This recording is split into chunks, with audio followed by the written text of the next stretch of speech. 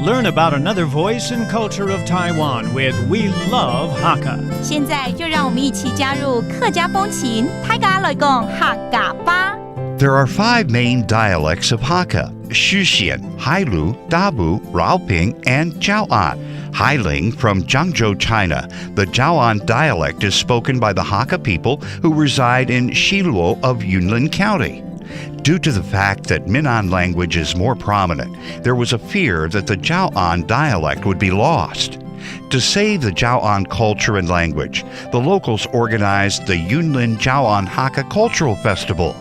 There are performances with Hakka songs, puppet shows, and other ancient rituals that promote the Jiaoan Hakka culture. Hey everyone, it's time for another edition of Talk About Hakka on FM 100 ICRT. Hello， 大家好，我是阿宾哥 Leo。Hello， 你好，大家好，我是 Joseph Lin。And Leo， 今天是要介绍什么样的客家的文化呢？是跟节庆有关吗？还是又要来带来美食呢？还是？这怎么说呢？它跟地区有关系 OK 它跟语言的腔调有关系啊。对，我们再次强调一下这个腔调，好不好？哇，因为我们其实也常常都会教所谓的四线跟海陆腔，这应该是最主要的2大啦，对不对？对，比较多人讲的2种。但事实上呢，有5大，我记得。对，在整个台湾来说，有个5大的腔调，right， 就叫四海大平安，西会太平安，西会太平安，多好。对，就是包含了客语的客家话的5种腔调。Right.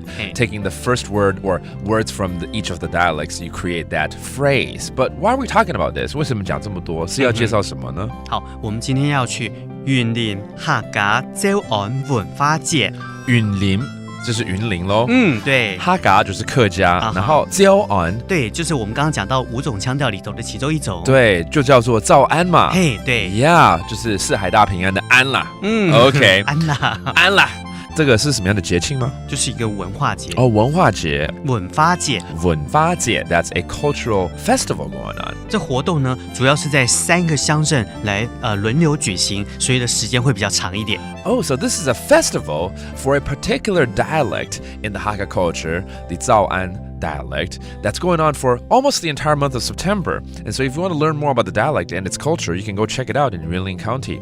Again, the name of the festival, 我们再次跟听众说，这个文化节叫做云林客家早安文化节。云林客家早安文化节。All right, check it out this September. And that does it for today's Talk About Hakka. 什么太嘎？俺是谁张来了。